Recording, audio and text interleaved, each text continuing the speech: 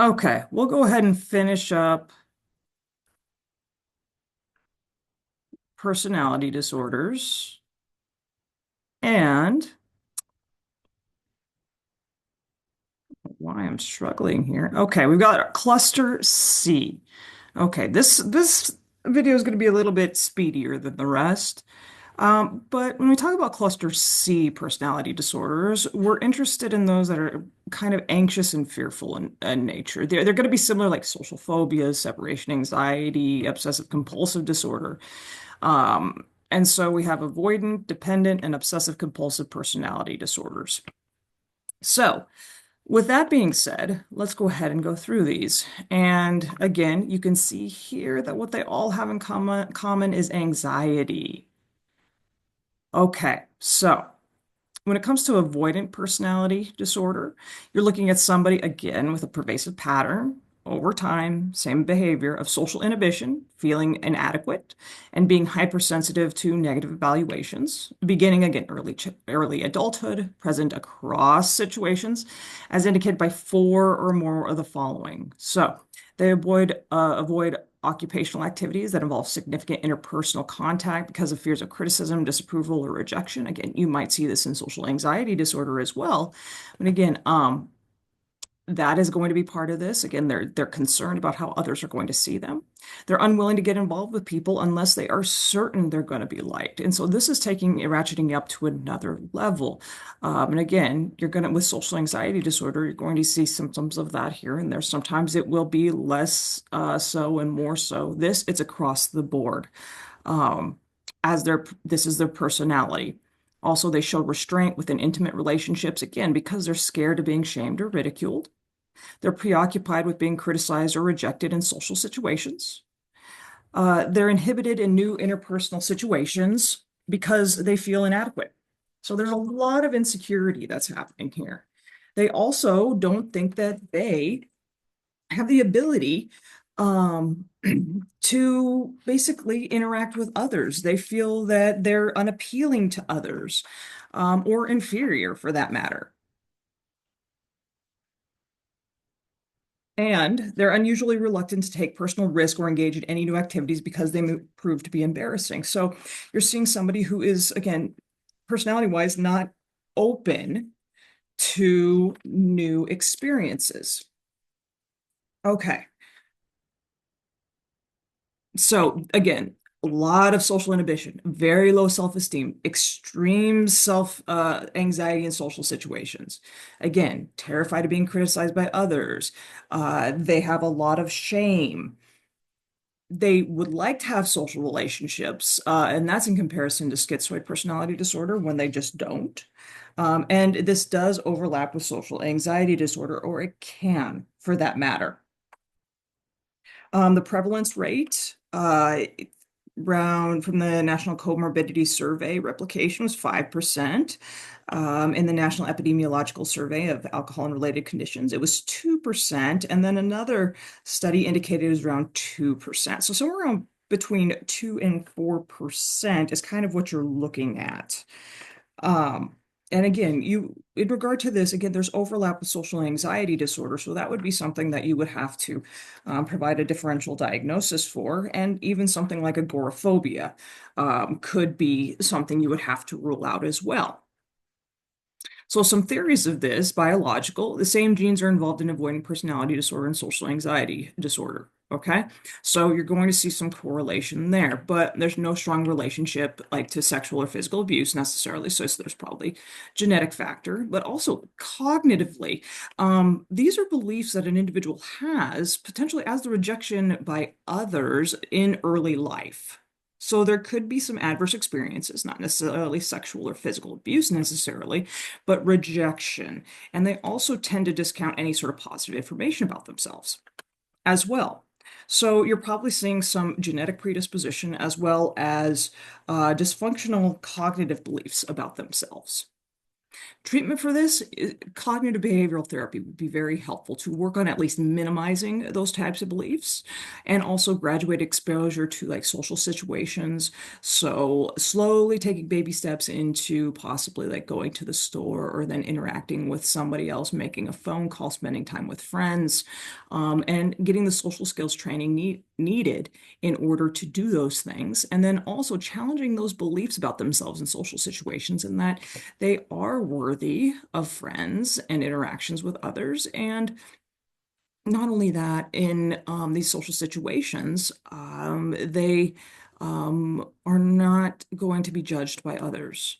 Also, so again, commonly with social anxiety disorder, you might see the inclusion of like an antidepressant, like an SNRI or SSRI. Okay, and movies that accurately depict this, adaptation would be one of them. Then we have dependent personality disorder, and this is going to be a pervasive pattern of behavior that's marked by self or deep-seated belief that you can't care for yourself. And again, this isn't just here and there, like if somebody gets sick, anything like this. This is across every situation. And they deny their own thoughts, feelings, and needs to please others and be compliant with somebody who takes care of them. So, as long as somebody's taking care of them, they will do anything for that individual. They're even willing to endure abuse or exploitation as long as they're being taken care of. And they have such low esteem, they have difficulty making decisions about even minor events or activities. And so, you could see how dangerous this potential a situation could become because as long as somebody's taking care of you, you basically give all your decisions over to them and you're willing to be exploited as long as you're being taken care of. And so you're going to need at least five of the following, again, across environments, across contexts, starting in early adulthood, having difficulty making everyday decisions without plenty of advice or direction from others. They need others to assume responsibility for the major areas of their life. And so this could be financial, this could be child rearing, this could be management of like their household, this could be business decisions, it could be educational decisions. And they have difficulty expressing disagreement with others because of fear of loss of support or approval. So, and they don't have like fears of retribution. But again, even when somebody says something or gives them advice that they know is not right or incorrect or going to damage them, they're going to have a hard time disagreeing with that because um, they are concerned that they're going to lose the support of that individual. They also have a hard time starting projects or doing things on their own. And again, a lot of this is because of a lack of confidence in their ability to do something on their own. They do go to excessive lengths to get nurturance and support from others to the point of volunteering to do things that are unpleasant, again, in order to maintain or ensure that they continue to be supported by these individuals. They're willing to go to great lengths to do whatever they want. They also feel uncomfortable or helpless when they're alone because, again, they literally think that they are not able to care for themselves. And they very stringently seek other relationships again in order to gain that support. And they're again outside of the realm of what's quote unquote normal, preoccupied with fears of being left to take care of themselves. They cannot handle, or it's very uncomfortable for them to think that they will have to independently take care of themselves and somebody will not do that for them. So this does run in families. There's commonly a history of separation anxiety disorder or chronic physical illness that could potentially lead to this personality disorder. If somebody's been taken care of for years and years, that could start to become a norm in their mind. And then history of separation anxiety disorder, as we talked about, again, having that fear that they are going to be abandoned, basically. Cognitive theories, again, these exaggerated fears or thoughts about feeling like they can't take care of themselves, they can't make decisions, could be the basis for some of this as well. In regard to the treatment, these individuals are more likely to seek treatment than others that have personality disorders. They're going to have more insight as well. Psychodynamic theory, so this would, or therapy, this would again, Freudian based, using transference to help patients gain insight into, again, the early experiences with caregivers. So possibly parental experiences early in life could have led to this dependency and belief that they cannot take care of themselves. Again, CBT is helpful, increasing assertive behavior. So being able to make decisions by themselves or to say no to others. And then decreasing anxiety, again, through exposure to anxiety-provoking situations. So being able to be by themselves or being able to make a decision or take care of themselves. Also, relaxation techniques like deep breathing, mindfulness, again, because there's anxiety associated with this. And again, increasing number of independent behaviors like decision making, as we've discussed. So in regard to the prevalence rate of this, about 0.6% in one study, 0.5, and then 0.4 in another study. So very, very low rates of this personality disorder. Okay, then we have obsessive compulsive personality disorder, and it's not obsessive compulsive OCD. This is the personality disorder. So this is going to be pervasive pattern of preoccupiedness with orderliness, perfectionism, mental and interpersonal control at the expense of flexibility, openness, and efficiency. Again, early adulthood across environments indicated by four or more of the following. Again, so this is who they are. This is part of their personality. It's not with obsessive compulsive disorder, it's usually in certain aspects of their lives, but not across every environment or every context. So these individuals, they're going to be preoccupied with details, rules, lists, order, organization, or schedules, to the point that like the major point of whatever they were doing is just gone.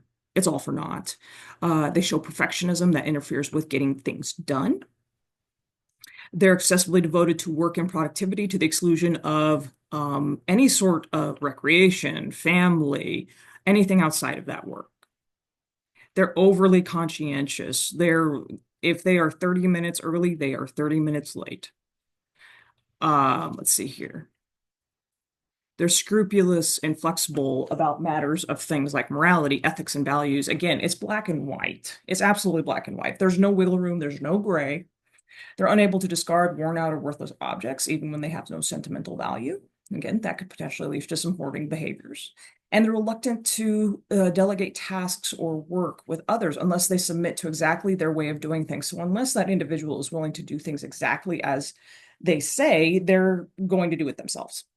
So as you can see here, you can see that this disorder is very much different than OCD, so to speak. They also adopt a miserly spending style toward both themselves and others. And so they hoard money. They will not spend money. And again, they're rigid, they're stubborn. It's my way or the highway. Again, so it's not the obsessions and compulsions. It's more so, again, this stringent type of behavior in their life. And so again, some of the features, they have a hard time relaxing or having any sort of leisure time. Their emotions are overly controlled. Overly controlled. They're workaholics. They followed strict rules and schedules. They're upset when rules are not followed or something interferes with their plans. They don't like their schedules being knocked off kilter. They're very detail-oriented, perfectionists. Things have to be done in a specific way. They don't have a lot of humor. Indecisive. Uh, again, they can't relax. They're overly conscientious. They hoard money, objects, etc. And the prevalence rate of this, one study indicated 2.4%. Another, though, indicated almost 8%, whereas a third was around 4.7%. So you're looking at anywhere between 2 to 8%, but it's probably around more 5%, 4 to 5% more than anything. And to explain this, you could look at cognitive theory. So these are people who harbor strong, rigid beliefs that mistakes are intolerable. Like you cannot make a mistake. That is unacceptable. Again, it's pretty extreme perfectionism. And then biological theory, it can be related to genetic factors similar to those found in obsessive compulsive disorder. But again, this is going to be across the board. And then also a history of physical neglect is in there as well. So these could all be theories related to the development of this personality disorder. And treating it, yes, supportive therapies, um, especially like cognitive behavioral, again, decreasing again compulsive behavior, so having to do everything exactly this way or being 3 hours early or washing the dishes in this specific way, challenging negative thoughts about disruptions in routine in regard to know if something comes up and our routine isn't exactly as it's supposed to be, it's okay. The world isn't going to end. You're going to be able to get through it. Also, SSRIs could, or so your antidepressants could reduce this obsessiveness. Okay. Um, Let me see here. That should be about it. I believe it is. So, and here's an integrated model of personality disorders if you're interested. So you might see a biological predisposition to a difficult temperament, or again, the start of a personality. You might come into adverse childhood experiences, harsh parenting, authoritarian parenting, behavioral and emotional dysregulation. So again, having issues managing emotions, and then developing maladaptive or negative beliefs about oneself. And then also, as one grows up, receiving negative reactions or judgments from peers and adults. And as a result of that, you can have the worsening of temperamental difficulties to control emotions and behaviors, resulting in the personality disorders that we see. So that's a pretty good model of how personality disorders can develop in general. So if anybody has any questions about this, please let me know. I really appreciate you hanging with me through all of these videos, and I hope you have a great rest of the day.